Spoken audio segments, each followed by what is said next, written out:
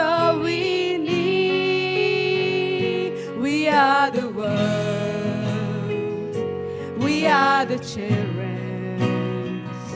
We are the ones to make a brighter day. So let's start giving. There's a choice we're making. We're saving our own lives. It's true, we make a better day, just you and me. Oh, send them your hearts, so they know that someone cares, and their lives will be stronger and free. As God has shown us by turning stones to bread, so we all must lend a helping hand. We are the world. We are the children. We are the ones to make a brighter day. So let's start giving. There's a choice we're making. We're saving our own lives. It's true, we make a better day, just you and me. We are the world. We are the children. We are the ones to make a brighter day. So let's start giving. There's a choice we're making. We're saving our own lives. It's true, we make a better day, just you and me.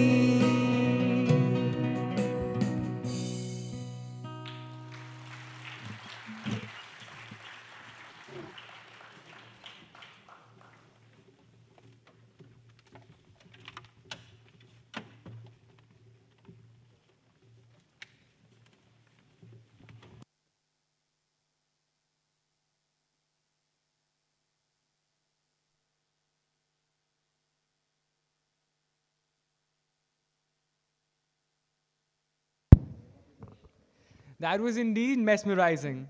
May I now request Mr. Adam Johnson, Mr. Gilbert King, and Mr. Aditya Burlia to kindly take their place on the dais.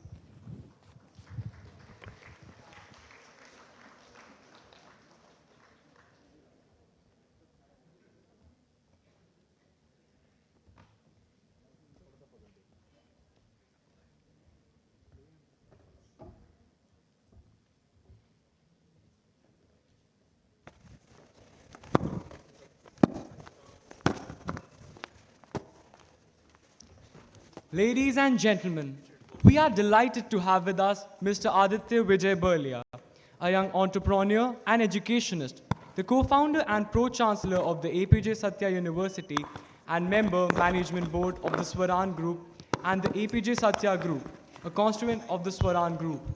A graduate from Stanford University and an MBA from Harvard Business School, he has to his credit several innovative industrial, entrepreneurial, and educational initiatives both in India and abroad. As part of the management board of the APJ Satya and Swaran Group, Mr. Burlia directs strategic projects and executes key entrepreneurial projects while holding direct operational roles in a number of group companies. Mr. Aditya Burlia is also well known for his dedication to education research and is the founder of the APJ Satya Education Research Foundation, which is dedicated to improving education in India through research and policy initiatives. He is a prolific writer, having authored a wide range of books and articles on education and technology. His mass-published works of fiction include a book on poetry and a national best-selling novel named Tantra by Adi. Mr. Burlia was conferred the Edupreneur 2013 Award for transforming engineering education in India by Engineering Watch and the Outstanding Educational Entrepreneur Award at the World Education Congress Global Awards 2013, which recognized the 50 outstanding educational entrepreneurs of India. Above all, we feel privileged that he is an alumnus and had been the head boy of this very school. I now request Mr. Aditya Burlia to introduce Mr. Adam Johnson and Mr. Gilbert King formally. Brilliant. Oh, mics are working? Mic working? I think mine's working, yep. Greetings. Greetings. Okay, it's an absolute pleasure and privilege to introduce. First thing, by the way, all of this is apparently being broadcast live on YouTube. So hello, people out there. Hopefully we have an audience. So I would like to first sort of run through the formal introduction of both Mr. Gilbert King and Mr. Adam Johnson. I'll start with Mr. Gilbert since he's right here. Mr. Gilbert King won the Pulitzer Prize in 2013 for his second book, Devil in the Grove, an account of the infamous 1949 Groveland Boys case in Groveland, Florida. A New York Times bestseller, the book was also named the runner-up for the Dayton Literary Peace Prize for nonfiction and was nominated for an Edgar Award for Best Fact Crime. King is originally from, I'm going to completely murder this. I bet you do it. Schenectady, New York. He has written about the Supreme Court history and the death penalty for the New York Times and the Washington Post, and he is a featured contributor to the Smithsonian Magazine and the Marshall Project.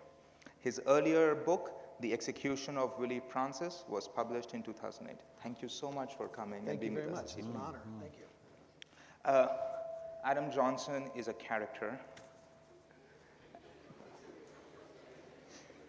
So apart from his formal introduction, let me run to the formal one. Adam Johnson won the Pulitzer Prize in 2013 for exquisitely crafting a fiction novel, The Orphan Master's Son, that carries the reader on an adventuresome journey into the depth of the totalitarian North Korea. He also won a Whiting Writers Award, a Kingsbury Fellowship, and a Stegner Fellowship. He was named a debut Write of the Year in 2002 by Amazon.com. And in 2003, he was selected for the Barnes & Noble Discover Great New Writers series.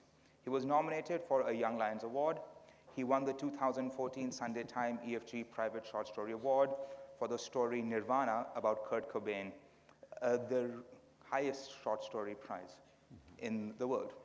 But more importantly, Playboy magazine profiled him as one of the most influential and impactful professors, which I thought was a much better.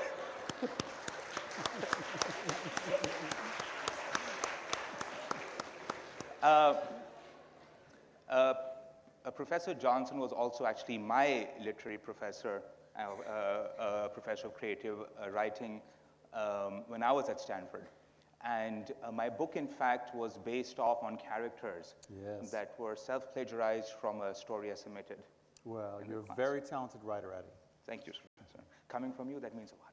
It's who you are. It's a fact. Thank you. It's not an opinion. Put that down. Adam Johnson, Aditya. Best thing answer. It's a fact, not an opinion. Okay, so let's get started. What I love about having both these gentlemen with me is that we, as Mother pointed out, that every time are challenging times, but I think the last 5 years, the entire concept of civil rights, human rights, have taken a very important role in sort of defining who are we as a people and as a civilization, and as a collective humanity. I think we've seen the CIA torture report that came out recently. We've seen various issues that have happened in America, and I would say in all parts of the world. And so to kick off, I'm going to go to the low-hanging fruit. Adam, first thing, The Interview. Did you actually watch the movie? Oh, The Interview, the Seth Rogen movie about Kim Jong-un in North Korea. Who here has seen it? One, 2, 3, 4, 5. Oh, fantastic. Is it good? Is it funny? Okay. I have not seen it. Well, neither have I. So a little bit of background. So this movie was basically done by Sony Pictures. North Korea hacked Sony Pictures, and they said that we will do all sorts of terrorist activities if you allow this picture to go on. Sony Pictures then said they wouldn't do it. Then President Obama went on air and said, you must do it, and then they finally did it. But, you know, there was another picture in 2004 called Team America World Police. Yes, I did see this piece of cinema. Which was, in my opinion, a legendary piece of work that nobody in this audience should see. This is a movie in which puppets, marionettes, go to attack North Korea. Exactly. But at that point, we didn't see such a crazy reaction coming out of North Korea. That's right. Why 10 years later, suddenly do we see this? It's a very different thing. Well, this is an interesting question. I think one of the principles of being a human is that we care about the people we know very well. When you meet someone, you engage them, you learn their story, you're connected with them, you share your story, you're invested, and their fate matters to you. But if we don't know someone in the street, someone on the other side of the world, unfortunately, they're nobody to us. And while in general we may feel bad if they suffer, it's only really in particular that we engage and risk our own hearts. And the fabulous thing about literature is it's a machine for engaging people you wouldn't normally encounter. Gilbert writes in nonfiction, and I write wholly in fiction, but we use the same narrative techniques of scene, of sequence, of psychology, of conjuring landscape, of bringing people to life, whether it's traveling back in time, in Gilbert's case, or traveling to an inaccessible place, in my case. Literature is the thing that can make someone else close enough for us to care about. I will say that 10 years ago when this movie came out that you mentioned, no one had come close enough to North Korean people to care about them. They were just others to us. And one way to other another group is to, keep their stories from reaching us. And so at that time when that movie came out, it was easy to laugh at North Koreans, to make a joke of them. And the portraits we received were of people who were crazy, who were evil, or often clownishness. And in that movie, they were all three. And one truth is that, Gilbert King will speak, but when you write about people from the past who are dead and gone, they don't have a chance to speak. And one thing about North Koreans is they couldn't respond to that movie because they don't live in a free society. They didn't get to see it, and they didn't get to respond to it. And it was easy to make fun of them because people knew that they would never run across a North Korean. Right. In one way, no one would ever make a joke about a Rwandan and their genocide. You wouldn't make a joke about someone with Ebola because, it's possible that you would meet people from Africa, or people from Africa would speak back. So when that movie came out, you could make fun of them, hurtfully so, without risk. And what I will say is that in the last 10 years that has changed. Enough North Koreans have escaped that totalitarian state and put their stories out there that we can correct that version. And you can't make that joke without hurting someone. Right, and I also wonder, is it the power of the internet? Now, would this movie have come and gone if there wasn't this Sony hack story? I mean, did that story, hacking into the Sony computers, did that all of a sudden call so much more attention? If this had happened 10 years ago with that other movie, maybe we'd see the same effect. But this time, I wonder, there's something in society called the Streisand effect, where I forget exactly what it's based on, but it's a story about Barbra Streisand. I think it was her wedding. And she made such a public fuss about the media covering it that it just sort of self-perpetuated. And then you had all the media covering this where they might not have even covered it to begin with at that level. And maybe that's what we're seeing now with this particular story. Maybe more people will see this movie because of the attention of the Sony hack. I wonder about that. Versus just, it was a movie would have come out, Right. people, it's a bromance comedy. Right. Doesn't do well at the Wait a box minute, office. there's bromance in it? There is bromance. Whoa, I'm watching it now. Wow. I did not know that. Okay, so coming back to, I've done the low-hanging fruit Thank you. here. High-hanging fruit. Ferguson in New York. You had the Groveland Boys happen, 1950s, right? And 60 years later, we see, I wouldn't say the exact narrative, but something very similar, like the entire justice system, appearing to be prejudiced against African Americans. And you saw that in New York when one gentleman was put in a chokehold by a police officer and died because of an asthmatic problem. And second, in Ferguson, where there were conflicting accounts between a policeman and an African American gentleman who was shot. Right. And they were seeking justice from him, and there were protests all over. 60 years, what do you think has changed and what remains the same? It's interesting, when you look back, and just to give you a brief, my story takes place in 1949 in the South. And it was a story really about police brutality and the lack of civil rights in the South. And so, you know, we look at America and we think, well, now we have Barack Obama, an African-American president. We have the civil rights movement in the 1960s. Surely things are different. And they are different, except that bubbling under in our nation are still these series of racial tensions. And they come to light when these things happen, such as a Ferguson or an Eric Garner, who was the man in New York who was choked to death. On video, everybody saw this, and it looked clearly like there was too many police. He didn't look like he was resisting arrest, and there you see it on video. He just gets choked, taken to the ground, and he says, I can't breathe, and finally he dies. And it's an interesting phenomenon because I was always curious, as somebody who's done a lot of research back in the early civil rights days in the 40s and 50s, what if you had dashboard cameras? What if you had cameras covering these things? Would they be different? And it turns out I think they really wouldn't be, because you have a situation like Eric Garner getting killed on video.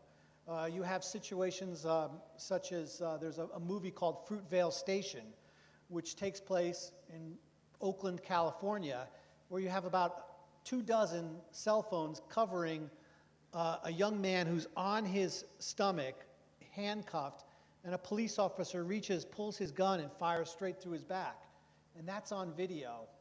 And yet, the punishment for that was not as severe as one might think. And later, the defense became, well, I thought I was going for my taser. It was an honest mistake. And they're able to get a very light sentence in a case like that. And there's many, many incidents like that are video, and still you're asking people in a grand jury room, when a prosecutor presents his case, whether or not we want to go forward with an indictment. And a lot of times in the United States, North and South, the answer is no. The answer is basically that we respect the job and how difficult it is for police to do their job, and so we're going to give them the benefit of the doubt.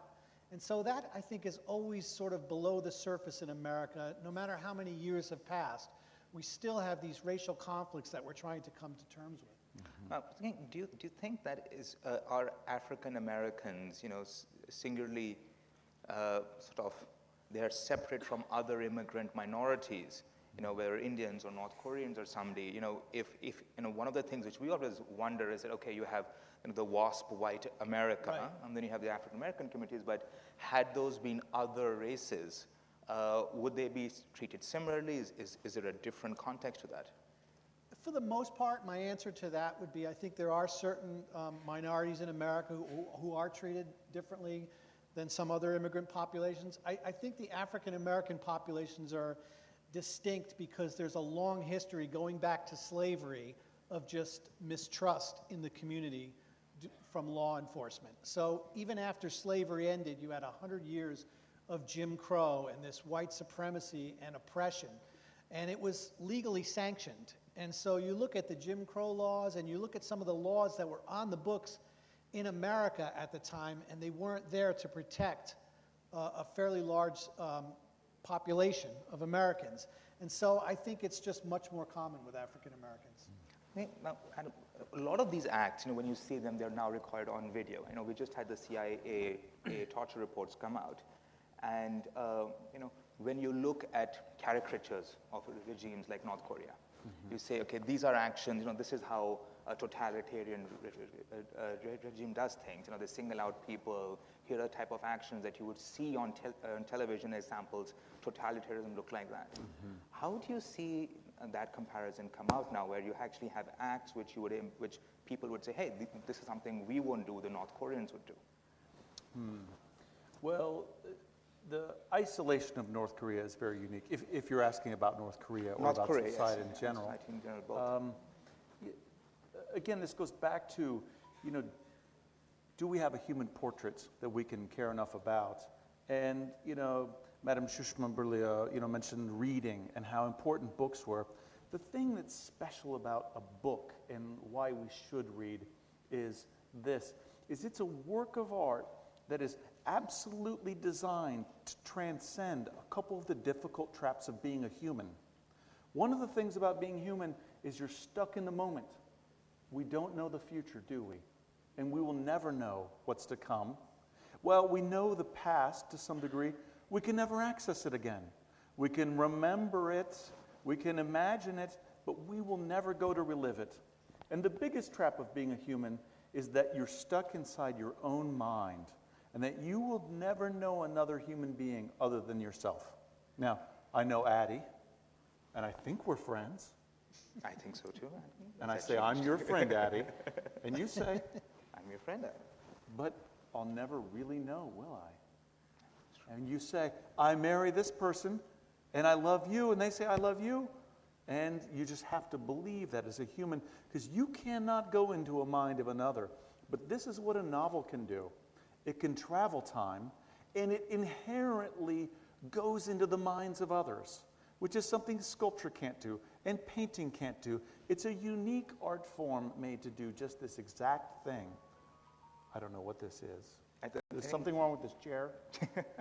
This chair keeps ringing. Is there a phone in this chair? And so, what you have is a tool to just move out of your own being into the being of another. The thing about North Korea, and what I became curious about North Korea originally, is what is it like to be a North Korean, to live under a totalitarian society?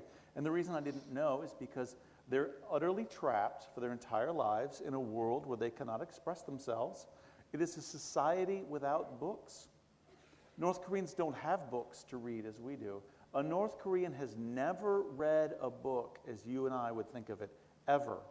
When the Japanese invaded in 1910, for 35 years they made Korean literature illegal. Then there was World War II. Then there was partition by the superpowers that cut it into North and South. Then there was the Civil War. And then 60 years of a totalitarian dictatorship in the North, which has made all art illegal. And so it's been 100 years since anyone in North Korea has read a book written by a Korean and whose mission is to explore existence and to share what it is to be alive. And so these are people who don't know what art is, and they're not allowed to make it or even tell their stories. And it's only very rarely with defectors who try to tell their stories that we get any look. But for many reasons, they have a hard time telling their stories. They've been trained their whole lives not to reveal themselves because it's dangerous. They have survivor's guilt. They are traumatized. And they want to look forward, not back. And so here's this tool of the novel, which can transcend place and time and can enter other people's perspectives. And if their stories couldn't get out, I wondered, could we project our humanity in, Did that answer your question? Not at all, but I love the answer. I kind of felt like you can't go there and film. You can't go there and photograph, not freely. But you could use narrative to go there, and that's what I tried to do. Can you, I know everybody here has read your book. Yes, Thank you. yes, everyone. I thank you. I thank each and every one of you. But for the one or two people who haven't, could you just sort of paint a picture of what That's right. what an average North Korean's life would be? That's right. North Korea is probably the most isolated totalitarian society left on earth. It's a system in which there's one supreme leader, an almost godlike divine being, who's a true, complete dictator. And right now that's Kim Jong-un. His father was Kim Jong-il. His grandfather was Kim Il-sung. And Kim Jong-un right now controls every aspect of life there. Of course, there's no democracy. Everyone has to vote every year, but there's only one name on the ballot. And Kim Jong-un gets 99.98% of the vote. Who gets the points, 0 point? I've always wondered that. Those are hang chads. They probably get sent to labor camps. And to keep people obeying government policy, they have a threat of labor camps where people are sent. The two main ones are Camp 1418 and Camp 15. They are real right now. It is probably just after sunset in North Korea right now. So they're just going to bed after a day of working in the mines and cutting timber. There's about 50,000 people in each camp. And here's the really unique thing about North Korea's prisons. Because there's prisons here, there's a lot of prisons in America, but these are family prisons. So if one person in your family does something wrong or is suspected of it, everyone goes to jail for life without trials. And so what happens is the state uses this fear and transfers the terrorism of the state to the individual through the family. So the families begin policing each other. And I would tell my friend Gil, look out, don't talk to so-and-so, or you didn't bow deeply enough before the statue of the great leader. And we begin censoring ourselves. And they don't need technology and cameras and drones. They have the fear of the family staying whole and together. And so if you're a child or a young adult in a school in North Korea, the defectors testify this, people from Pyongyang, which is the capital, come to your schools and they test everyone. Who's a good worker? Who is strong? Who could lift bricks? Who is smart? Who is talented? And you're told you will be a violinist, you will be a farmer, you will be a fisherman, and that's what you will be forever. And what you want doesn't matter at all. In fact, your own desire is a hindrance to your survival because you must do what you're told. And your entire life unfolds with being sent to the school you must go to. Everyone in that country must do 7 years of mandatory military service. You're then given the house that you're going to live in, and I hope you like it. You're given food rations every month. And then your main job is to not make a mistake. And if you don't make a mistake, you're going to have a fairly normal life. One of the interesting things, though, is that when you talk to defectors or read their stories, which is what I mostly did when I wrote this book, is how much you have in common with North Koreans. They want the same things we do. Time with their family. They want security. They want safety. They want to be left alone. They want their own goals, but they don't have a chance to achieve any of them. So it's the most controlled society in the world, and no real information makes it in or out. Is there a black market for books or anything like that, or it's just they managed to wipe it out completely? This is a great question. It's hard to actually know what happens in North Korea. We only have the stories of the people who make it out. North Korea is kind of shaped like a diamond. Korea is cut in half, and below that is South Korea, yes? So at the line, at the bottom of the diamond is Pyongyang, and across the border is Seoul, yes? And so people cannot escape to the south because of the border has millions of landmines, and it's very militarized. And so you have to think of maybe there's like 3 populations. There's the people who live in Pyongyang, who are the elites. Only people who have every family has a loyalty rating. Like you have a credit score, you have a loyalty score. It's out of 10, is it out of 100? What's the... I think it's on 100, yeah. 100. And so you have, I'm not positive about that, but I think so. There's 3 categories that matter: loyal, wavering, and untrusted. And within that, I think you have numeric nuances. But you have to be loyal to live in the capital, and everyone else is kind of wavering, and the farther away you are, the more untrusted. So there are people who also live by the border, and their cell phones can often connect to Chinese cell phones. They can get magazines and newspapers smuggled. So people in Pyongyang are more knowledgeable and might have a chance to see a movie or a book. People along the border are fairly aware. There's 23 million people in North Korea, probably. It's this middle people that are the unknowns. If this is North Korea, 2/3 of all defectors come from one province called North Hamgyong province out here. So the stories we get of people who escape are very skewed, and it's hard to know what the whole country is like. If you're born in a province in the center of North Korea, you probably never leave that province because you need official permission to leave. And it's only in your military service would you have any sense of what the country was like. So most people are born in a town, they go to school there, they live there, they live in the apartment building they're given, they work in factories, and they die there. Maybe to happier subjects. Yeah, mine's not much happier. 2 days ago, or just yesterday, the U.S. Supreme Court has agreed to finally hear the case for gay marriage. And many people say that, you know, just as the civil liberties in the 1960s and for African Americans was that generation's defining moment, for our generation, that's a generation today, this one is there. A lot of people have tried to, you know, show similarities or things. Do you agree with that? Do you say, no, they're two very different cases or movements? Right. Well, that's a great question because that's one of those questions that, you know, it wasn't that long ago where the answer to the civil rights thing, well, let the states decide. Do we want to integrate our schools? And the courts basically said, if you're going to be an American, we are going to have certain guidelines, and we can't make these certain states not give rights to certain people. And you can see that playing out now in our courts.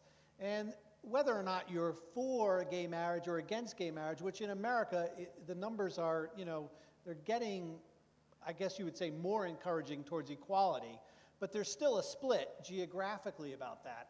And so the Supreme Court is basically going to decide this. And it's not just whether you're for gay marriage or against gay marriage. There's other things that are involved in that decision. Whether or not hospital rights, can you visit your significant other in a hospital? Can you get health benefits as a couple? There are certain rights that we concede in America, and yet we're still having to decide that in the courts. And so I would say there's a lot of similarities to the civil rights movement. I think it will come down to the U.S. Supreme Court laying it down and not giving states the right to choose this. So in India, we've adopted a very, not similar, but I would say a mirroring system of having a strong central government and then state governments and then putting powers, and we have our Supreme Court, which also then act as the arbiter. But interestingly enough, do you see that in the US particularly, the Supreme Court historically always being ahead of Congress, that is their version of Parliament, in justice, in liberty, or it's just happened there's just been a couple of cases? That's a really interesting question, and I'll try to give it the simplest answer that I can because I think it's a 50-50 thing. I think sometimes the courts lag behind, and sometimes it's very forward-thinking. I can tell you that in the case that when I was studying about Thurgood Marshall, what's really interesting is that whether or not the very big case that he was known for was the 1954 case, Brown versus Board of Education, and that was whether or not schools should be segregated. And what's really interesting about the Supreme Court in that particular case was, and we learned this later on, and how it ended, the court decided that public schools could no longer be segregated.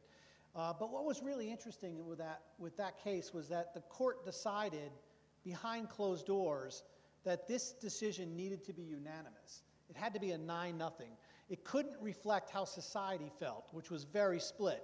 Southern states did not want to do this. Even in some of the northern states, they were not really for integration at all.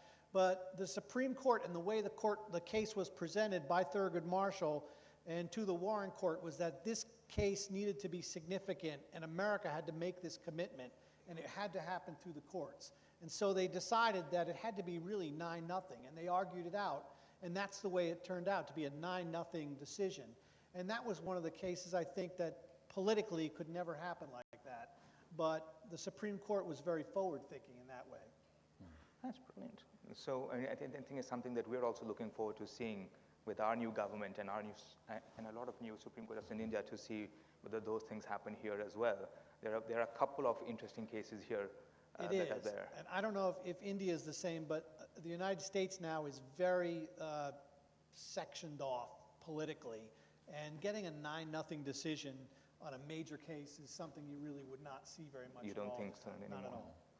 And so I have a question. So I was in North Korea for a total of 5 minutes. Yes. One of the sites when you look out and you see these beautiful villages, which are the fake villages, Right. Like the entire the Potemsky village, as they're called. Right. Do they exist? Are there many of them? What is sort of that? Why this sudden showpiece need? Yes, yes. Well, I became fascinated with North Korea, and as a reader, the topic seemed interesting to me. So just as a general reader over the course of a year, I just read like a dozen books about North Korea. But what turned me from being an interested reader into a writer were two things. One is that my main goal was to just wonder what it was like to be a normal person in North Korea, a dad like me. I wondered if I was a writer, what would I have to write there? What would my life be like? And I couldn't find this in the books. Most of the books were about politics, economics, geopolitics, all of these things that didn't seem to focus on people. But two things changed that. One is I found that there were human stories, but they weren't in the books, they were on the internet. And so aid groups, NGOs, Christian missionaries were going and meeting defectors and recording their stories and making them available to me in California. I wrote about life in Korea. I'm a white dude from California. And many times I wondered, who am I to write about the lives of these people who are so different than me? Who am I to try to portray them? But after a while I realized they can't speak for themselves or share their own lives. So I kind of wondered why more people weren't trying to convey their humanity if they can't. The other thing that happened was I discovered propaganda. And so there is a national story that North Korea tells about itself that is very disconnected from the reality there. So here's the story of people who live in free societies like this one and like America, tell about themselves. Are you ready? You ready for the story? Because this is your story. This is the story we tell ourselves in books and in movies and on TV. And the story is this: every single human being is unique and special. Do you believe you're unique and special? Yeah. That if someone kills you, it matters, right? Because the planet doesn't have you anymore. And each person has their unique being, and your job as a human in the movies and in books and in real life is to discover your dreams and goals, your desires, and to imagine a future, better, possible self. And to go down that road to achieving the dream of being the person you discover you're meant to be. So you look inward, you try new things. You say, I want to be an engineer. I want to be a musician or a writer. You educate yourself, you seek mentors, and you go down this path. You start here, and you're going to end here as a different self. You overcome obstacles. You engage conflict. You look to the past.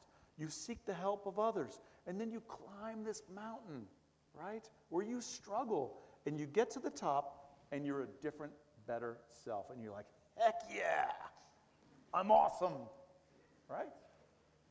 That's our story. Each of us feels our mission is to develop ourselves in that way. In North Korea, I discovered it's just the opposite. And this is the official story. The official story is this, that there is one character in the story of North Korea, and that is Kim Jong-un. And there are 23 million secondary characters. They're like the sidekick buddies in the movie. Their job is to say, you're awesome, Kim Jong-un. Oh, way to go, Kim Jong-un. Oh, you're so smart, Kim Jong-un. And as people try to glorify the regime and the dictator, they make sacrifices. Oh, don't worry, I'm not that hungry, Kim Jong-un. You have a big meal. Oh, Kim Jong-un, let me work extra time to make this factory work better and double the quotas. Don't worry, let's start a war and I will run at the machine guns. And so The story it tells itself is there's one character whose life matters, who's working hard to make North Korea better, and everyone else are just little pawns, and they don't matter at all. And so when you see North Korean movies, the movies they're all kind of the same. It's about people, and there's a problem, and they love Kim Jong-il, Kim Il-sung, Kim Jong-un now, and they're like, let's make North Korea better. And so they work night and day, their fingers to the bone. They say, yes, I'm hungry, but I'm going to give my food to someone else, another worker. They sacrifice and sacrifice and sacrifice and sacrifice for the good of Kim Jong-un.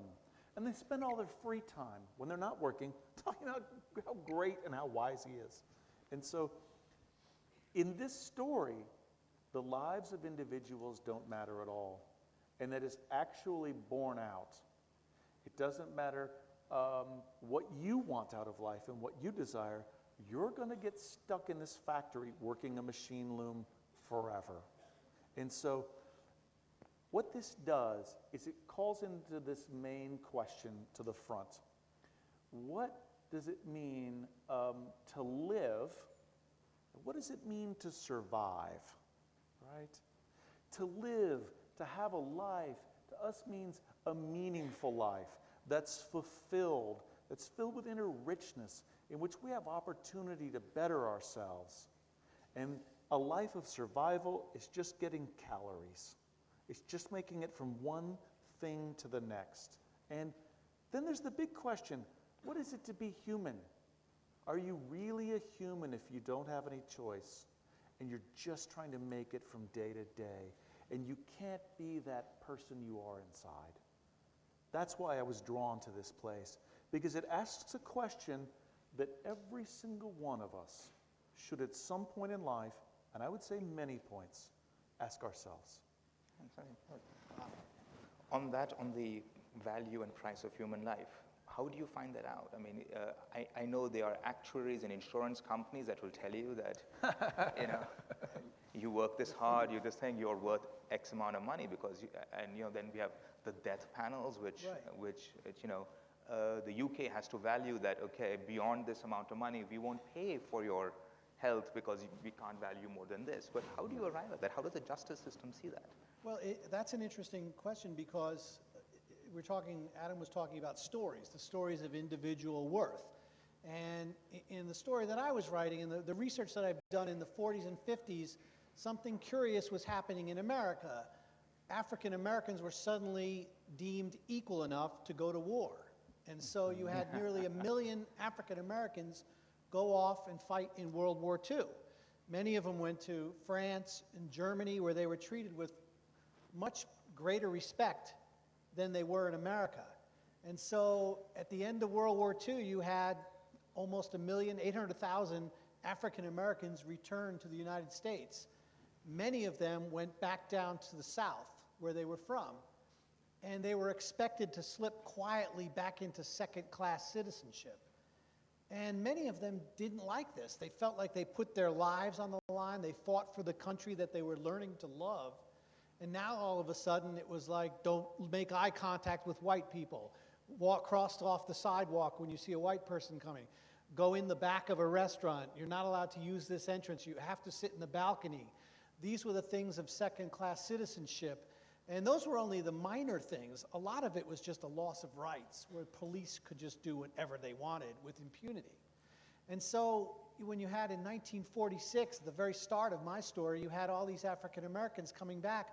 Many of them continued to wear their service uniforms as a silent protest, because what they were saying was, we fought for this country, we are citizens here. And in 1946, you had a wave of soldier lynchings, where police and the Klan were just grabbing African Americans in their military uniforms and lynching them. And so who protects them? There really wasn't a society that was protecting them. And so these African Americans really turned to the law. And so that's where you had people like Thurgood Marshall. Before there was Martin Luther King, the civil rights, Mr. Civil Rights was Thurgood Marshall, and the only remedies were in the courts. And so that was an interesting question for African Americans. They had to turn to the courts Well, if people were being lynched in the South, you can't force communities to prosecute. But what you could do is when African Americans were being falsely accused of crimes, which was happening a lot, it was a way of housekeeping, a way of getting rid of people, just like in Adam's book. You send people to a prison camp, you get rid of them. In the South, a lot of times it was lynchings or just chasing people out of town. And so disenfranchised people in the South, African Americans, had no recourse but the courts. And so that's why you have these stories of individuals and heroes really emerging. People like these young lawyers, these young African American lawyers who could finally step into a court, and it wasn't easy for them, but they could finally start asserting themselves and fighting for the equal rights that they desired. So I think, just to keep an eye on time, if there's any questions from the audience, just feel free to raise your hand at any point. Do you have some mics there? Okay, so can you just grab people at the back first? The shorter they are, they get priority. And then we have a couple of questions at the front here as well. While just trying to, oh, you got that up? Is it working? While they're working on the mic, Sure. Good. Your book is going to be turned into a movie. Hello? So I hear. Oh, perfect. Let's grab this question first. I have a question for Mr. Adam Johnson. You wrote about North Korea and you told us about it, but you didn't tell us why. I think you need a little bit louder. You didn't tell us why you wrote about North Korea and how you connect to it. Yes, the question is, why did I write about North Korea, and how did I connect to it? It's a kind of a question I'm still asking myself. You know, in 1994, there was a genocide in Rwanda, and I remember I was a student then, and I didn't really understand it, and it just seemed like a very strange thing that happened on the other side of the world. But as an adult, like 20 years later, I thought, you know, I need to go back now that I'm a grown-up and try to understand that. And, you know, I read, I don't know, 8 or 10 books on the topic until I felt like I had enough background of context of the tribes, of the legacy of colonialism, about contemporary stress, and about how, given the right formula, really any group could come into a situation in which a genocide could occur. But I didn't write a novel about that, you know? What I think I found books that created those human portraits that satisfied my curiosity, you know? Other writers, African writers and Western writers, had dedicated themselves through years of composition to making portraits that spoke to me, and I was satisfied.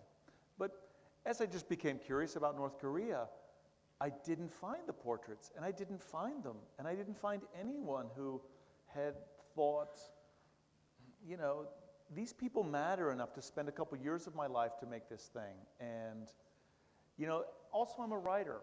You know, if I was a comic book writer, I might have made a comic about North Korea, but my mind starts to make narrative. And one of the things about imagination is you can project your imagination beyond walls, across barriers. And I started imagining what it would be like to be there. And I wrote a little short story about North Korea, and I thought, I wonder if I can capture the voice of a normal North Korean. Is it possible? And so I started in the third person, in which I named my character he instead of I. And so he was, you know, more of an object rather than the subject. I is like, I'm the subject of my story.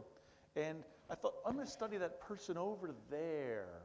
And as I wrote, and as I came closer, then I think the most human thing you can capture about another human being is their voice, you know? I went to a reading not long ago, and it was in Texas, and there was a student in the audience. He'd been from maybe about 12 years ago, and I recognized him immediately, but I could not think of his name. And when my reading was done, he raised his hand and he spoke, and the second I heard his voice, his name came to me. It's such an individual, peculiar thing, the human voice. And I thought, maybe if I research for a couple years, maybe if I come closer to this character, I will then feel comfortable saying I, to really leap from myself to another person, which is what creativity is probably all about in literature. And, it went from maybe just a lack of stories, a hole I wanted to fill. But once I got this character, I began to really care about him, and I didn't really remember why I started. I just had to keep going. So again, there was this question of being a crazy man, writing about Koreans. I don't even speak Korean. Can you imagine how crazy that is? Trying to write about someone else's life and not even knowing the language that they spoke. But my wife is here. I studied North Korea night and day, year after year after year. North Korea was like a roommate who came and moved into our house, like a relative from the country who moved in and lived on the couch and ate all our food. It's all I could talk about, and we couldn't get rid of it. So I finished the book, By the way, we were, like all of his students, were like, Adam wrote another book, that's fantastic. It's on North Korea? Yeah.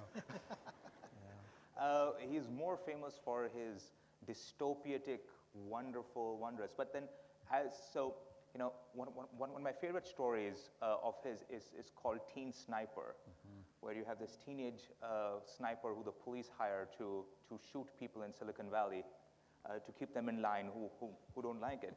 And first I was like, North Korea, and then it's like, well, obviously North Korea. This makes complete sense, I just think. Before I take another question, I want to get back to this. So, 2013 is when the book was picked up for the movie. So when is the movie coming out? Well, Because I know you'll all watch the movie. I don't know if you'll read the book. Movies. Yeah, there's last year it started and some people got involved. Lionsgate is the name of the studio. And who's starring in it? We don't know yet. Now that's all coming. All I know is that the script is done. 4 or 5 drafts were completed until everybody seemed to be pretty happy with it. And Who do you want to play Thurgood Marshall? that's a tough question. And if I say it out loud, probably get in trouble a little bit. But I know there's some But then people, somebody else will play and you'll be like, Yeah, damn it, I you're not mean- the first choice. I've heard people say that wouldn't Denzel Washington be fantastic in this role? He's a little bit older than Thurgood Marshall was in this particular story, but he just played somebody on Broadway in Raisin in the Sun who was 34. So I think he's 60, 61 maybe. He can pull it off. He's a fit young it's man. all the workouts, yeah, right? And it's Dilute of the hair. exactly. doable. He's definitely probably one of the greatest actors we have. So, but I don't even So say. you aren't supporting him at all? Other I'm people not. are, okay, got it. That's other people. Other people. I try not to think too much about the movie business. But you're rich now, aren't you? Of course, it's just yeah. Right. Oh, thank you. So thoughtful. Hello. Thank you very Thank you much. so much. Yes. Let's grab it. Just need Adam, water. if I don't know, has your book been picked up by any studio, or are they all now scared that nobody wants to do because then North Korea will hack them? Yes, the rights were acquired by a group, a really wonderful producer Congratulations. and director, but they're all very scared right now. They're all very scared. And especially after there was a fully completed movie starring Steve Carell in a serious role, and it was completed. It was based on a really kind of beautiful book, and that movie was shelved, and so, yeah. But at least I got the money. Up front. Okay. Let's have a couple more questions. Yeah, questions, guys. So where were we? Wow. There's one in front here. Could we just Sir, I grab have a that? question for Mr. Oh my God, Gilbert lots King. of questions. Okay, I think we're just going to do questions now. Good afternoon, Adam sir, Aditya sir, and Gilbert sir. Can somebody wave their hand who's talking? Oh, yes. Oh, they're up there. Hi. Good afternoon to everyone. So my question is for Adam sir. So, sir, you spoke a lot about freedom of speech and expression, and so does your novel. So, sir, there were recent attacks on the headquarters of a cartoon magazine in Paris recently. Yes. So, sir, this was a blot on humanity. So, sir, may I know your views on this incident? That's for me? Damn it, I was Adam, hoping sir. to avoid questions. Okay, no, sure. Look, I, and I think both the gentlemen with me are very strong proponents of free speech, and I think terrorism of any kind is horrible. I think a lot of people do many things that I get very badly offended and severely disagree with. But in most civilized societies, that's when your free speech allows you to talk back and say, I'm sorry, we disagree with you, this is wrong, it is offensive, please stop. There is a very fine borderline between free speech and hate speech. And I think one of the big struggles of our times is to find that border. At what point does something that is beneficial, as in free speech for everything else, turns into hate speech, which is persecuting a particular group? A great example of this is Nazi memorabilia, which is banned in Germany, right? And because of the past, because of the stories, it is banned, even though maybe now, after so many years, looking at those stories, discovering them, reading about them might even be educational. So for me, I struggle personally. I definitely, of course, the terrorism stuff is obvious and everybody's against that. But the big question that has come from this incident is for us to try to define where does that border between free speech, offensive speech, and hate speech lie. And I think every society and every country and culture is going to struggle to find where that is. And I worry that at some point, and you're seeing the aftermath of it, there are, I think, 100 people have been arrested for supporting that terrorist action. And even though some people might say, hey, they have a right to support it even if we disagree with it, but then where do you move on from supporting to inciting to then actually going and doing an act? And I'm very worried that our country, India as well, is having that conversation right now. And we've made some mistakes in the past. And I'm really hoping in the next 5 to 10 years we can all be mature about it and learn from it rather than repeat the same mistakes that other people have done before us. So I hope that answers the question. Yes, So I have a question for Mr. Gilbert King. Yes. So the Groveland Boys case, which you picked up in your book, actually happened 13 years before you were born. So what inspired you to pick up that particular event in history and write about it? Oh, okay. So the question was, this happened before I was born. Don't say how many years. That makes me laugh. But it did happen well before I was born. And I can tell you, and this sort of goes to what Adam was talking about, the stories that we don't hear. So in the United States, we have this sort of narrative that's, I'll give you the very basic part of it. Well, we had this sin called slavery. But then Abraham Lincoln, our president, made slavery go away. And then we had 100 years that we really don't talk about very much. And then we had a civil rights movement in the 1960s. And then blacks were given more freedom. So it's that 100 years that in the middle that doesn't really fit the narrative of the America that we sort of all buy into. Right. And it's that American dream where if you work hard enough, you can do anything, true meritocracy. But that really wasn't the case. And so what happened, the reason I think I could say I got into this, a lot of it was just based on ignorance. I was going back and reading these stories that I was finding in old newspapers, and I couldn't believe that these things were happening in the country that I lived in. I just didn't think it was possible. I didn't think there were laws that made it easy for law enforcement and judges to do the things to a certain population in our country. It just didn't seem like it fit. I thought when slavery ended that these things were addressed, and yet there were so many more laws that discriminate. It's beyond discrimination. They promoted white supremacy. And so I looked at these narratives. I looked at these young lawyers who wanted to play by the rules. They wanted an education, and they wanted to practice their profession in courtrooms. And I looked at them as American heroes that we don't really know much about. And they were putting their lives on the line, taking these cases, fighting for equality, and on their way out of the courtroom, they were being chased by the Ku Klux Klan and people who wanted to kill them.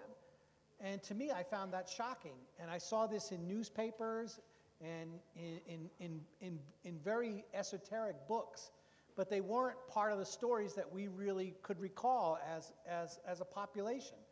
Everybody seemed to know about Martin Luther King, and some of the incidents in the 60s, but those stories from the 30s, 40s, and 50s, they just escaped our consciousness. And when I found them, I just couldn't believe them. And I felt like I had to write about some of these people, even though what Adam and I do is mostly similar. We're talking about stories, we're doing narratives, but I don't have the imagination, so I really have to stick to the facts and just sort of tell these true stories, but equally, these stories are compelling.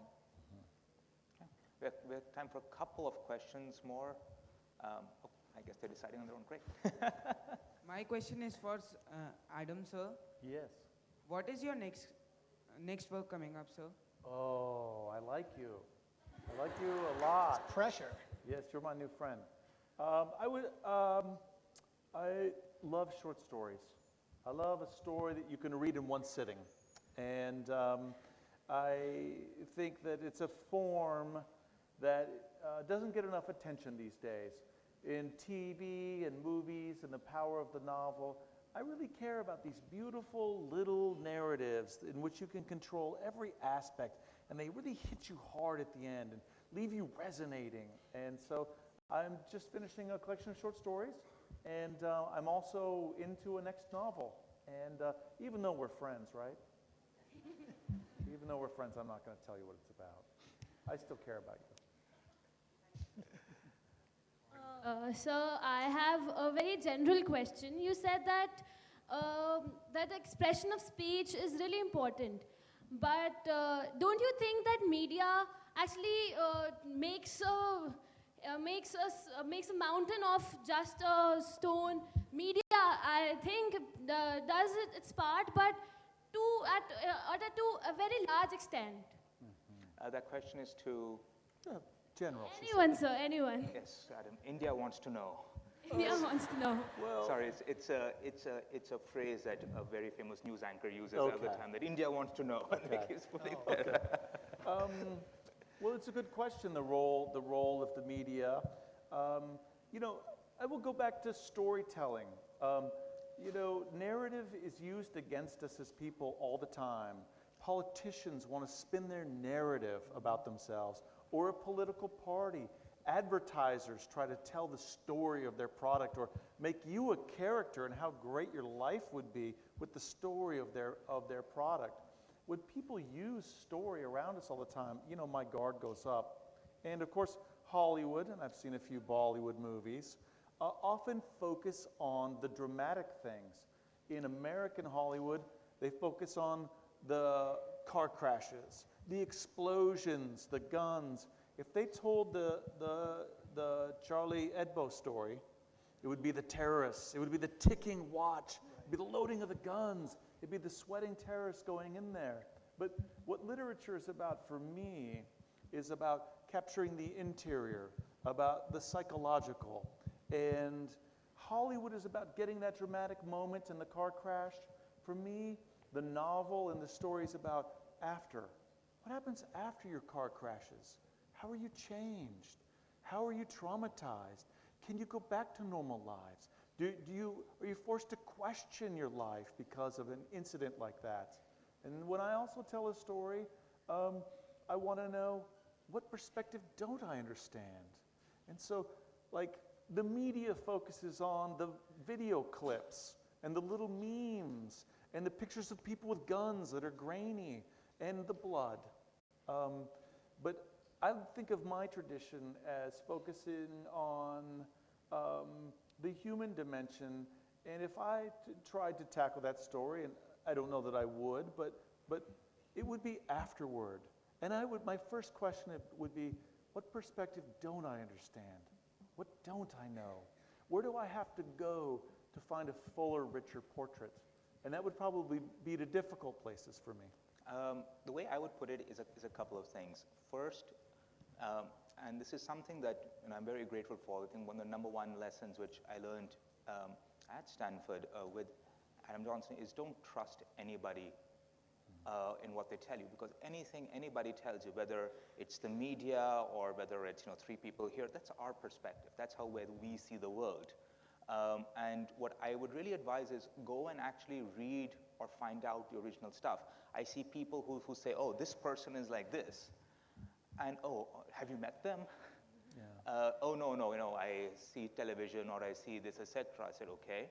Or so-and-so believes in this. and it said, oh, have you read a speech that they've given or a book that they've written?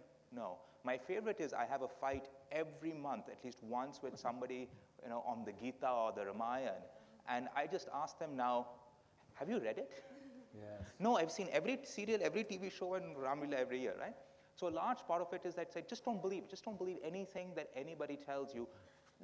If it's important to you, do what Adam did, do what Gilbert did. Go and find out for yourself.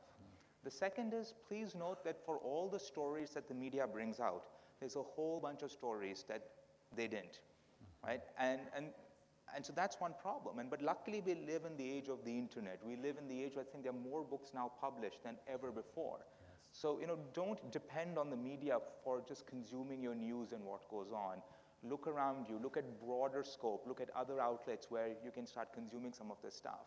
I think the last piece of that is just note that media is dying in the last 5 years. And now I don't want to go into the history and the geography of why, but they're forced to, they don't have the luxury of writing things that you don't want to hear, right? And so people want to hear something. They said, our job is to give the people what they want. That's how we make money, because otherwise the number of newspapers that have shut down, the number of television channels are going bankrupt. So just know that, and think for yourself. And I would just add one little thing to that, because it goes to exactly what you just said. When Adi just mentioned that media is dying and they're creating content that people want, I'll go back 50, 60 years in the stories that I was investigating, and it was the very same thing. Back then, you had the stories that the populace wanted was that the sheriff just said, these guys are guilty, and our judges just said, these guys are guilty, and the newspapers were printing exactly what the power wanted. And so you'd find these courageous reporters who sort of stood up to society and said, but that's not true. I went into these communities and I asked about that. There's no way that happened. And so that's how real journalism takes place. So you're getting bombarded with a lot of content and entertainment, but there are stories out there still. I think we have time for a couple of more questions. Sir, my question is to Sir Adam Johnson. Oh, can you wave? I can't. Where oh, right there. Okay. So, sir, you've given your views on North Korea and the amount of security is there and the strict laws which are made and the whole family sent to the prison. Yes. But seeing on the other side, in countries like India and America, the amount of crime rates are increasing. So you think that a milder version of that could be proposed to these countries to just cut down on the crime rates, because it's becoming a safety issue for the whole country? Yes. Are there lessons from us from North Korea? Is that the question? That yes, are there things the that are one happening? thing which we can put into our country and adopt, not in such a severe manner, but in a milder form, to cut down on the crime rates? Oh. What can we learn from North Korea? Ooh. That's a very good question. That is a very interesting question. I don't know if I know about that in terms of law enforcement and crime. I would say that in North Korea, because there are so many rules that people have to follow, and because there is so little food for them, that actually to survive, they have to break the rules. And they have to scavenge, which is illegal. They have to leave the zones where they live without traveling passes. They have to cross the border. They have to steal. They have to break all these rules that put them in jeopardy of the family prisons. And actually, if they could survive and follow the rules and keep their families intact, they would. But the system is so broken that it's impossible to survive in that way. Here's one lesson that I think that my country, the United States, has in common with North Korea right now. Kim Jong-un, to stay in power, has had to make the elites more elite, because the elites have traveled to China, and to Japan, to Switzerland. They know what Chanel handbags are. They want their kids to go to school in Switzerland. They want iPads, right? And he has to give them to them. And this is a country that has no production. They make nothing, really. And to make the lives of the rich better, he's making the lives of the poorest harder. And you wouldn't think it's possible, but it is happening now, that there is even more of a polarization between the super rich and the super poor. And it's not that pronounced in America, but in my nation, and I wonder if it's happening here, the really rich are getting really richer. And the people who are barely surviving are having it even harder. And if there's a tension that's going to break North Korea apart, and nothing else has for 60 years, it is probably that. And I wonder about the growing tensions in my own country because of the unequal distribution of what we need to live. And I think there's something really poignant towards the end of your novel, which really spoke to me as someone who studies America and the inequities, was that at the end you have the transport plane on the runway, and here you have Dear Leader giving food supplies to America. Right. Because he says 1 in 6 are hungry in your country. And also you've got this prison population that's astronomical, and in your prisons there's no hope. Right. And I thought those were truths that, despite what you think about North Korea and the totalitarian regime, he was commenting on something that really speaks to the hypocrisy that we experience here in America. Yeah, there are hungry people in our country. Right. Yeah. Guys, I can get one question in front, please? Right there. Just shout it out.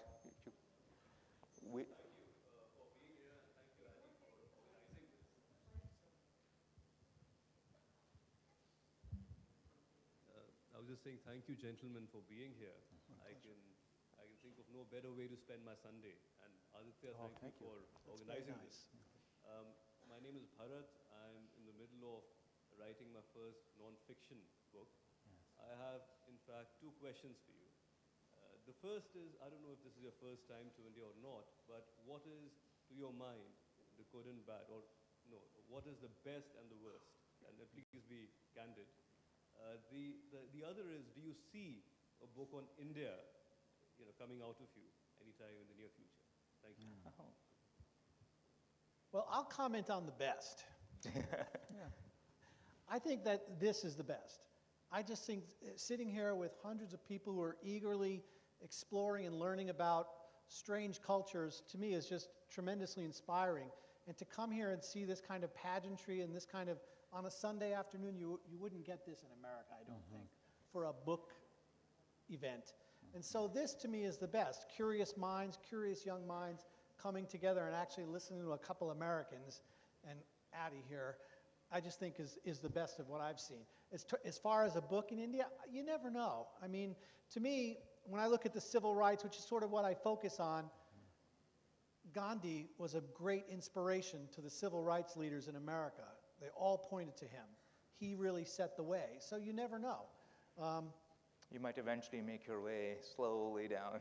Working backwards, right. You never know. The worst of India. Oh, yes. Well, this question about, what I write about India, I think if I was put on a desert island with all the great books about India, I would never be able to read them. And we're going to go to the Jaipur Literary Festival next week, and, in reading the list of all the authors there, here are hundreds of Indian authors that I'm going to get to meet and to share ideas with and experience. And so, I think of myself as such a student with all these great writers and works to encounter. So it would take a long time before I felt comfortable trying to, I don't think I'd want to say something that someone else has already said well, and so I would have to find a place where I thought I had a perspective, and sometimes an outsider can bring that, very specially, but it would be pretty daunting. So no Indian teen snipers? I don't think so. I don't. Like But who dystopian knows? Who knows? 2030 You never Blade know what Runner will future. inspire someone. Yeah. I think we have time for one last question, maybe 2. Then you to grab. Oh my God, there's so many. Right, that's great. Yes, So but they're so smart. Oh wow. Okay, guys, we'll So we'll my do a couple more question questions. My question is for all 3 of you, and it is that, according to me, there's a very thin line between criticism and insulting. So Yes. how does a writer judge that he does not cross that line and writes in his limits and does not insult anyone while criticizing? Sure, I am going to take that because these guys have very highly greatly reviewed book. My book has people who had said, I love your book, and people, oh my God, you're a horrible writer. So they really dragged me through like the entire like insult versus criticism versus critique. No, I would just adjust that question and then I'll leave it to you guys to answer that. There is critique, right, where it is considered to be almost a positive analysis of something, where you're going in with an open mind and you're willing to walk it out. Criticism has negativity attached to it, right, where you don't like something and you're trying to break it down for the purpose of being a little bit negative.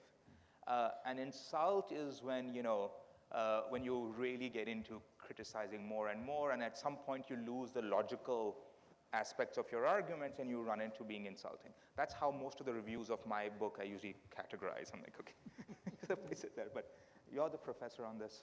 Well, was it between criticism and insult? As an author, while you write for other people. Between criticism and insight, like to incite people?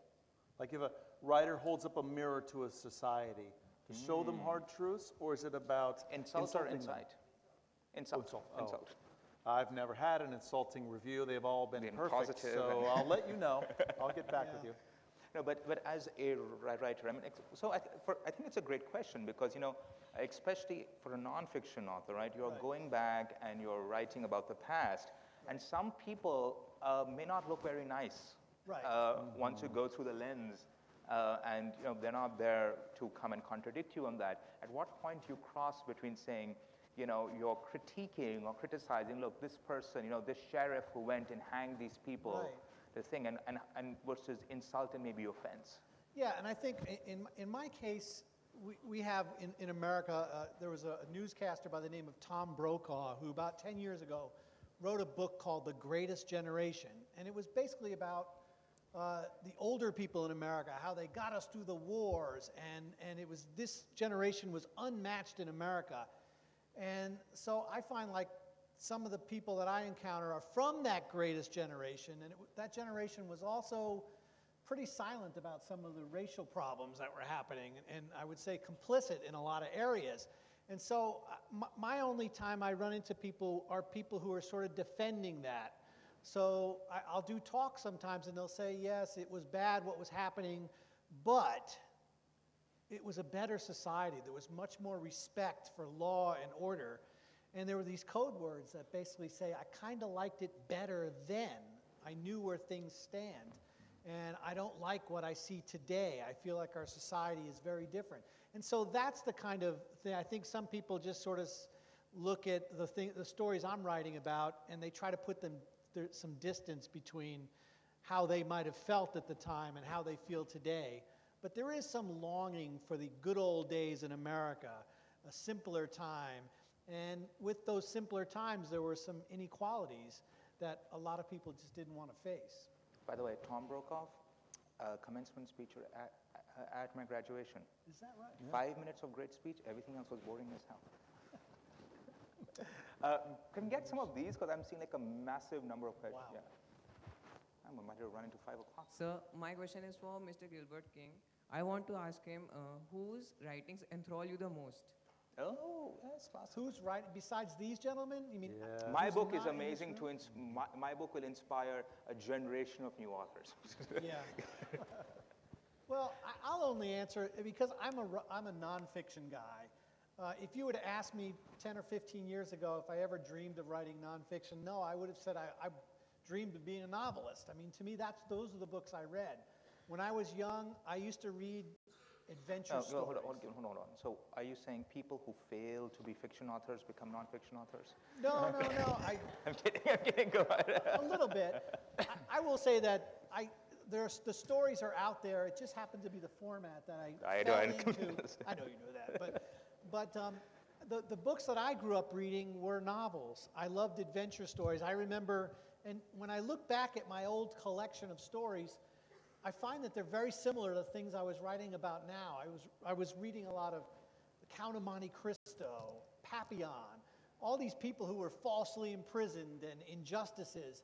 Those were the stories I was really drawn to as a small child. Those were the kind of books I read. And so those things, I think, formed me at a very early age. I love those underdog stories.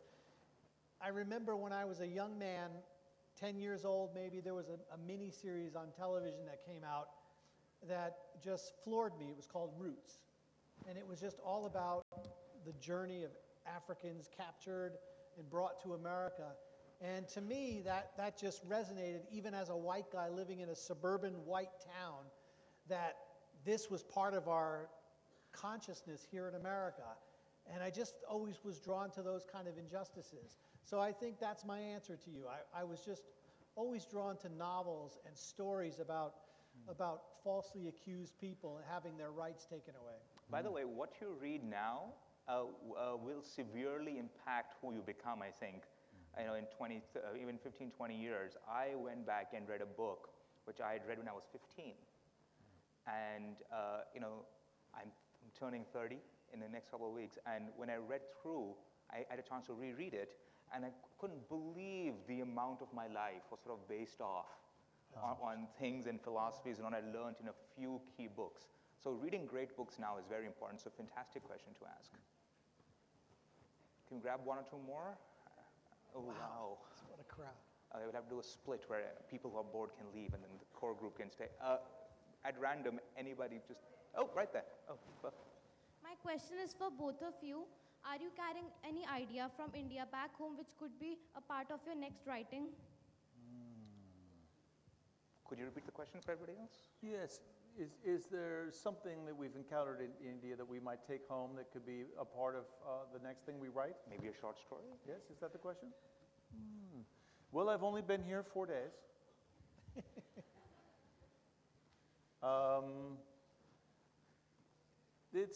Sometimes there are details, sometimes there are little things, little phrases that catch in your mind, that repeat.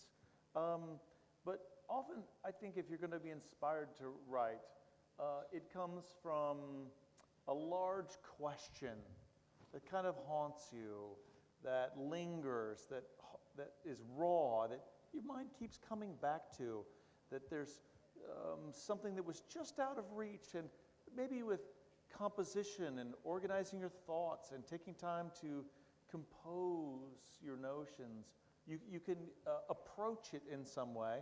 And it's possible that could be the jumping off point into narrative. Right. And I would just add that I like crime stories in the past because I think crime stories are ways that people really enjoy crime as an entertainment. I'm talking about an entertainment value.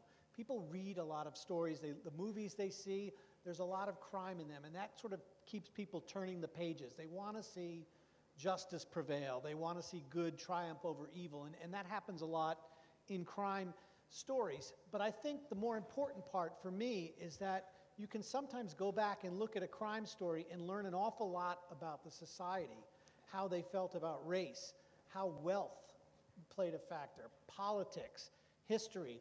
And so if you do these crime story investigations, a lot of times the unintended consequences, you're starting to learn about the economy, race, all of these other parts of a society. And so I think that's valid in any single society. I can't say yes or no, but if I found a story that really interested me here in India, a fascinating crime, and it encouraged me to go back and look at it, something from the 1920s or the 1930s, and then I started learning more about India as a society, that would definitely capture my imagination, so I wouldn't rule it out. Brilliant. Question? Okay. From where did you get inspiration to write? For both. Oh, so, where did you get the inspiration to write? The inspiration to write in general? Yes, I will say this. When I was younger, I was not as smart as you students are. I hear you all read Sanskrit. Some of them. Congratulations. I was maybe not the best students when I was younger. My teachers, this is what they said about me. They said, "Oh, Adam daydreams." They said Adam's a rubbernecker. Do you know what that is? He's always turning his head to look at stuff, staring at things, gawking. They said Adam's a liar. I was. You know what's even worse than being a liar? An exaggerator. Because you can still get caught like it's a lie, but you don't get anything out of it. When I was your age, if I found a $20 bill on the ground, I would go tell everyone, I found $24. Why? I couldn't help it. My teachers would say, oh, if Adam would apply himself, he would do better. Oh, he stares out the window and daydreams. But when I got to college, my grades weren't that great. I was an engineering major, and I was not good at engineering. To get better grades, I took a creative writing class to get an easy A. Yes, to get an easy mark. And in that class, suddenly, my imagination of daydreaming, my love of details and of seeing things, of lying and exaggeration, all came together to make something good, which was a story. And in that class, before I'd always been told, oh, you could be good, but you're not. But in that class, everyone said, your stories are great. And my perceived flaws came together to make something tangibly good. And once I discovered that I had a talent for something, and I discovered it late, there was no stopping me. I was going to write. Well, for me, I was a very angsty teenager who was convinced the world didn't understand it, and quite frankly, probably didn't understand. And unfortunately, some of my teachers are in the audience, so they were subjected to that great angst of really trying to say how I saw the world. Two things happened. One, I wrote a lot of bad poetry. A lot of bad poetry. There were a couple of girls I had a crush on. Recite us some, Eddie. Oh, God. Please, you remember. You remember one. I have purposefully forgotten, right? And so I started writing from there. Then something magical happened. So I read so many books, and then I read the Harry Potter series when I was very young. And you have to understand, at this point, book 4 came out, book 5 wasn't out. I got so upset that it's taking her so long to write book 5. I said, you know what, I'm going to write it myself. Yes. And so my first novel was actually a book 5 of the Harry Potter series, and that's how I actually got started. It was very good. I was a very scary young man. I was like, I wrote this? My God. I don't really have too much more to add to what Adam said, because he just described my childhood, except when he says his grades weren't very good. Mine were very bad.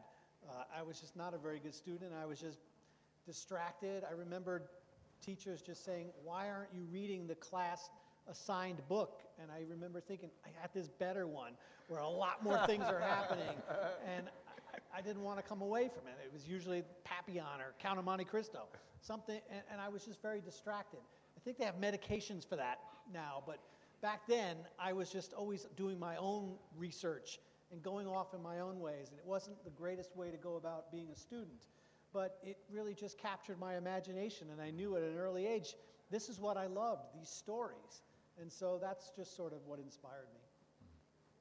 I think we take a couple more questions. Good evening, ladies and gentlemen. My name is Vipassana, and I have a question for Mr. Gilbert King. Okay. Mahatma Gandhi fought a long battle against racial discrimination, caste discrimination, from his early life in South Africa till the very end.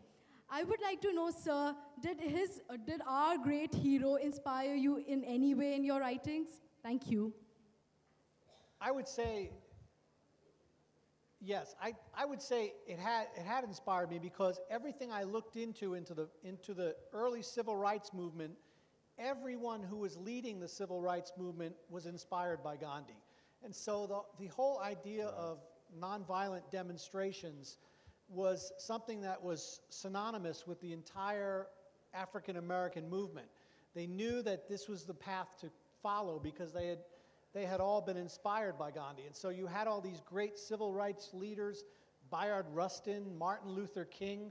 Every single one of them studied Gandhi to see the true path to success.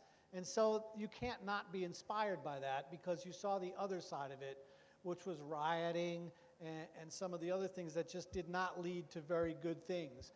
And early on in America, before I would say the peaceful resistance movement came on, they would try to demonstrate in the streets, and there was not much media coverage of this. And what had happened was truly violent. Law enforcement and the Klan would just come in and it would be a bloodbath. And so they realized very early on that they had to look to the way Gandhi worked. And so that, in that way, I would say it was inspirational. Okay, so you have time for one last question. So, and that goes to the gentleman at the back. Sorry, guys. Guys, we are still around here, so grab us, talk, don't worry, but I think some people have to go home and use the toilet. By writing a book on North Korea, you have also told us that you have taken the road least taken. So I am going to ask you that, have you ever been to North Korea? Oh, have you ever visited North Korea? Say it one more time. The question is, have I been to North Korea? Is that the question? Yes? Yes. Okay, yes. Yes, I went to North Korea. How many days were you in North Korea? I traveled there. I was about halfway through my book. It's very difficult to get permission to travel there, especially if you're a writer, especially if you've done journalism. But how the North Koreans work is still a mystery to me. If they had Googled me, and North Korea does have Google, they would have seen that I was a writer and that I taught at Stanford, and they should have said no, but they let me visit anyway, and they paid for it because I wrote a book about them that they do not like. Thank you. Thank you. I think we should wrap up, guys. Wonderful. Thank you so much. It has been a great honor. Don't worry, we're all here still with you. If you have any questions afterwards, but at least we should probably conclude the official part of the event. Okay. And we have. Here we go. Great. It was really an interactive and an enlightening session. I hope the enthusiastic budding authors in the audience have found ample inspiration as I have. Now I request Mr. Aditya Birlia to present a token of our love and appreciation to Mr. Adam Johnson and Mr. Gilbert King. In our Indian tradition, a guest is felicitated with a shawl, which is a symbol of reverence and respect.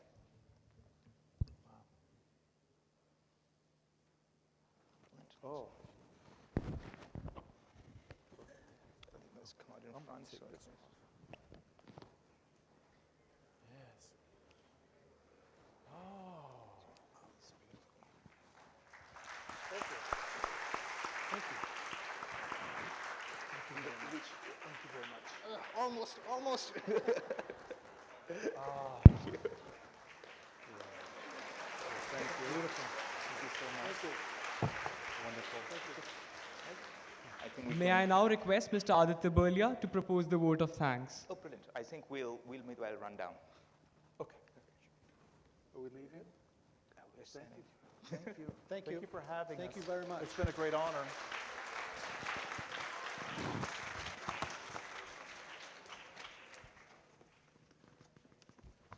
We're still mic'd.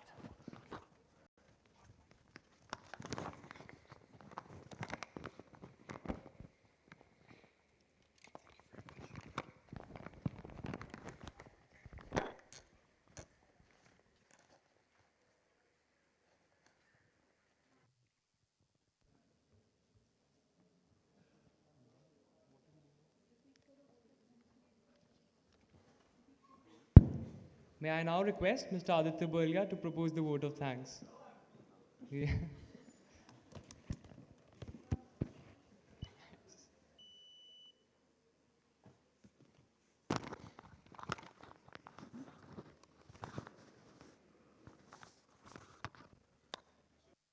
The stage and kept my mics apparently. No, seriously, thank you so much for all of you being here. When Adam heard about the event, he said, "It's on a Sunday." I said, "Yes, you're bringing school children to school on a Sunday." It sounded a bit unfair, and I was like, "Oh, well, thank." But I am so impressed at all the wonderful and amazing questions you guys had. You know, I've certainly done these a couple of times with other authors, you know, in colleges, and where, you know, there's a lot of allegedly intellectuals in the crowd, and they have the most silliest questions. And so I'm so happy that all of you could come here and that all of you have time. And I really hope that some of you attempt to actually read their books. I know they're thick, I know they're big, but truly, they're both absolutely worth it. I would also like to thank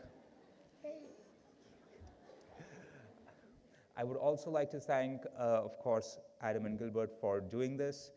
They were here for another event, and we're just lucky that they said, hey, we're in Delhi.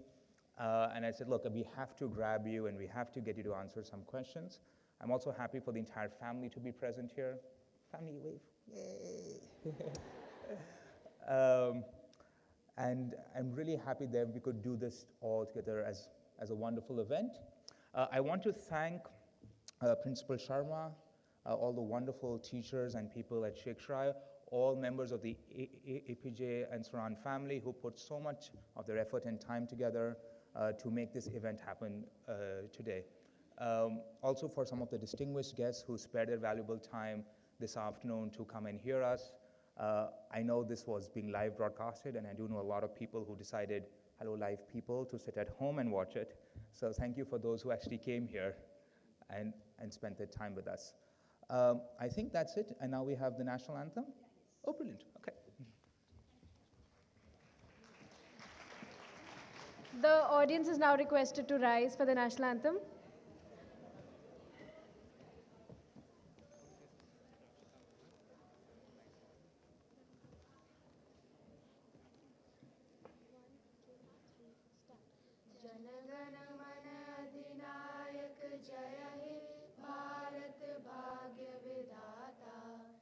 Punjab Sindh Gujarat Maratha Dravida Utkal बंग विंध्य हिमाचल यमुना गंगा उच्चल जलधि तरंग तब शुभ नामे जागे तब शुभ आशीष मागे गाहे तब जय गाथा जन गण मंगलदायक जय हे भारत भाग्य विधाता जय हे जय हे जय हे जय जय जय जय हे.